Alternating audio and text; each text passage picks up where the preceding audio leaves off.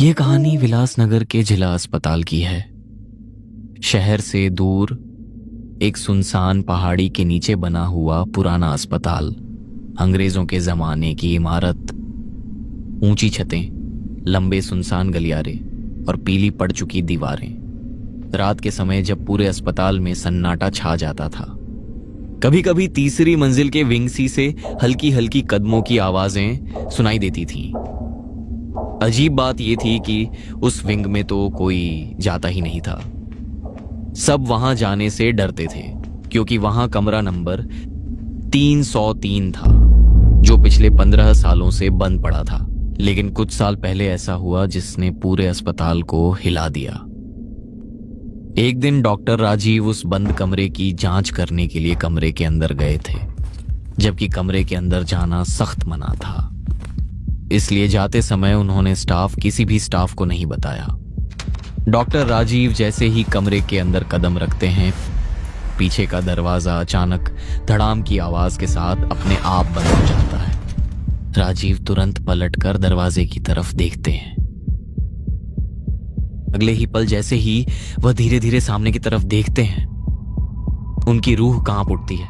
कमरे के अंदर कुछ ऐसा था जिसे देखकर उनके चेहरे का रंग उड़ जाता है। राजीव की आवाज गले में ही अटक गई। अगली सुबह जब अस्पताल का स्टाफ रोज की तरह काम पर पहुंचा, तभी एक नर्स तीसरी मंजिल के विंग सी में सफाई देखने गई। जैसे ही वह कमरा नंबर 303 के पास पहुंची, उसकी नजर दरवाजे के नीचे फर्श पर पड़ी किसी चीज पर गई। वह झुककर ध्यान से देखने लगी और अगले ही पल उसकी तेज चीख पूरे कॉरिडोर में गूंज उठी।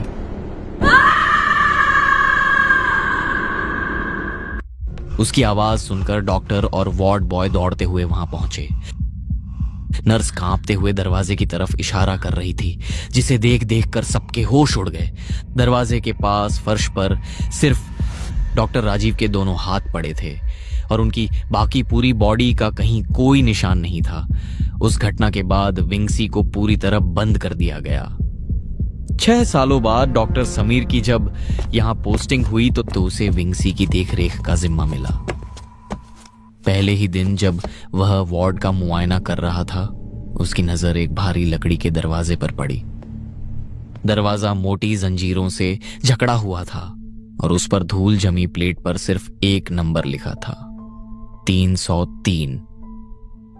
डॉक्टर समीर ने पास खड़े चौकीदार से पूछा, ये कमरा बंद क्यों है? चौकीदार कुछ पल चुप रहा, फिर धीरे से बोला, साहब, ये कमरा 303 है। यहां 15 साल पहले जो हुआ था, उसके बाद से कोई अंदर नहीं जाता। समीर कुछ पल उसे देखता रहा, फिर पास खड़े चौकीदार रामदीन से पूछ बैठा, अस्पताल में मरीजों की कमी नहीं, फिर एक पूरा विंग यूं ही क्यों बंद पड़ा है? इसकी चाबी कहां है? रामदीन का चेहरा अचानक उतर गया। उसने धीरे धीरे हाथ जोड़ लिए और धीमे स्वर में बोला, साहब, इस कमरे की चाबी सिर्फ डीन साहब के पास रहती है। यहाँ दवाइयां नहीं, दुआएं काम आती हैं। और एक बात याद रखिए, सूरज ढलने के बाद इस गलियारे में कदम मत रखिएगा। समीर हल्का सा हंस पड़ा और बोला, रामदीन, यह अस्पताल है, कोई डरावना किला नहीं। समीर को पहले यह सब सिर्फ अफवाह लगा था, लेकिन उसी शाम अस्पताल के पुराने रिकॉर्ड देखते देखते उसे कमरा 303 से जुड़ी एक पुरानी फाइल मिल गई। वह अपनी कुर्सी पर बैठकर फाइल के पन्ने पलटने लगा। कुछ देर बाद वह खुद से बुदबुदाया, देखते हैं इस कमरे का सच क्या है। समीर ने फाइल पढ़ना शुरू किया।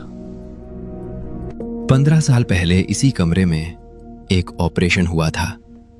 मरीज थी मंजरी, एक जवान लड़की जिसे सिर्फ अपेंडिक्स का छोटा सा ऑपरेशन होना था। लेकिन ऑपरेशन के दौरान अचानक बिजली चली गई। अंधेरे और घबराहट में डॉक्टरों से बड़ी गलती हो गई और मंजरी ने ऑपरेशन टेबल पर ही दम तोड़ दिया। फाइल पढ़ते पढ़ते समीर धीरे से बोला, सिर्फ बिजली जाने से कोई मर कैसे सकता है? उसने आगे पढ़ना शुरू किया। मरीज की मौत के वक्त उसकी आंखें पूरी तरह खुली थीं, जैसे वो कुछ कहना चाहती हो, लेकिन उसके गले से कोई आवाज नहीं निकली। समीर कुछ पल उस लाइन को घूरता रहा, फिर उसने धीमे स्वर में कहा, अजीब है। उसने पन्ना पलटा और आगे पढ़ना शुरू किया। उस हादसे के बाद कुछ महीनों तक उस कमरे में दूसरे मरीजों को रखा गया, लेकिन हर बार अगली सुबह वही हुआ, मरीज जिंदा नहीं मिलता था। रात को कमरे से किसी लड़की के चलने की आवाज आती है। इसकी जांच करने गए डॉक्टर राजीव की मौत भी यही हुई थी। और फिर एक दिन अस्पताल प्रशासन ने फैसला किया, कमरा नंबर 303 को हमेशा के लिए बंद कर दिया जाए। लेकिन उस फाइल की बातों को समीर ने अंधविश्वास मानकर नजरअंदाज कर दिया। उसे लगा कि इतने सालों में लोगों ने उस घटना को बढ़ा चढ़ाकर भूत की कहानी बना दिया है। वह फाइल बंद करते हुए खुद से बोला, लगता है अस्पताल में डर की कहानी ज्यादा है, सच कम। अस्पताल में भूत नहीं होते, सिर्फ डर होता है। इसी बीच उसी हफ्ते शहर में एक भयानक बस दुर्घटना हो गई। रातों रात अस्पताल में घायलों की भीड़ लग गई। वार्ड के सारे बेड भर चुके थे। डॉक्टर और नर्सें घबराई हुई थी। तभी समीर ने फैसला लिया। उसने तेज आवाज में स्टाफ से कहा, विंग सी खोलो और कमरा 303 का ताला तोड़ो, हमें बेड की जरूरत है। वार्ड बॉय नितिन हिचकिचा गया। उसने डरते हुए कहा, सर, वो कमरा। समीर ने उसकी बात बीच में ही काट दी। नितिन, यह अस्पताल है, यहाँ अंधविश्वास नहीं, इलाज होता है। जो कहा है वही करो।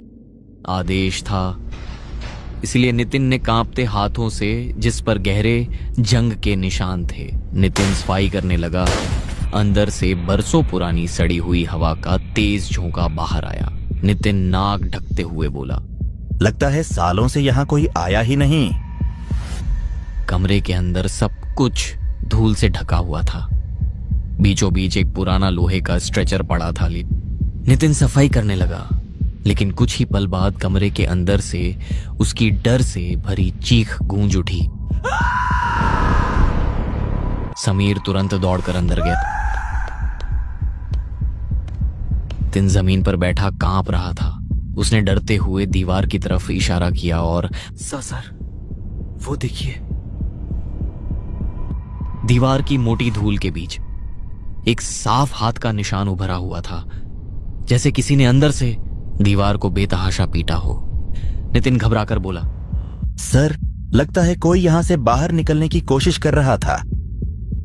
समीर ने गहरी सांस ली और इसे नितिन का वहम कहकर टाल दिया। वह थोड़ा सख्त लहजे में बोला, बस करो नितिन, सफाई करो और बाहर जाओ। नितिन जल्दी जल्दी बाहर निकल गया और समीर खुद उसी कमरे में खड़े होकर रिपोर्ट लिखने लगा। समीर ने घड़ी देखी। रात के ठीक 2 बजे थे। पूरा कॉरिडोर खामोश था। तभी अचानक बाहर की लाइटें टिमटिमाने लगी। समीर ने सिर उठाया और बुदबुदाया, ये लाइटें भी अभी ही खराब होनी थी। तभी उसके कानों के पास एक अजीब सी आवाज गूंजी, जैसे सर्जिकल औजार आपस में टकरा रहे हों। समीर का दिल तेज धड़कने लगा। उसने महसूस किया कि कमरे का तापमान अचानक बहुत गिर चुका था। उसकी सांसों से हल्की हल्की भाप निकलने लगी थी। वह धीरे से बोला, कौन है वहां? उसी वक्त उसकी नजर कमरे के कोने में रखे पुराने आईने पर पड़ी। आईने के अंदर उसे एक धुंधली आकृति दिखाई दी। एक लड़की जिसकी गर्दन टेढ़ी थी और आंखों से नीला पानी बह रहा था। समीर की देह जैसे जम सी गई। तभी उसकी नजर धीरे धीरे उस लोहे के स्ट्रेचर पर गई जो कुछ देर पहले तक खाली था। अब उस पर एक सफेद चादर ढकी हुई थी। समीर की सांस अटक गई। वह घबराकर बुदबुदाया, ये यहाँ कैसे? अचानक चादर के नीचे से एक सफेद हाथ बाहर निकला और धीरे धीरे समीर की तरफ इशारा करने लगा। कमरे में सन्नाटा और भारी हो गया। समीर ने किसी तरह हिम्मत जुटाई और कांपती आवाज में कहा, कौन हो तुम? कुछ सेकंड तक कुछ नहीं हुआ। फिर कमरे की ठंडी हवा में एक दर्द भरी फुसफुसाहट गूंजी। मेरा ऑपरेशन अभी अधूरा है डॉक्टर। यह फुसफुसाहट सुनते ही समीर के हाथ से पेन सीधे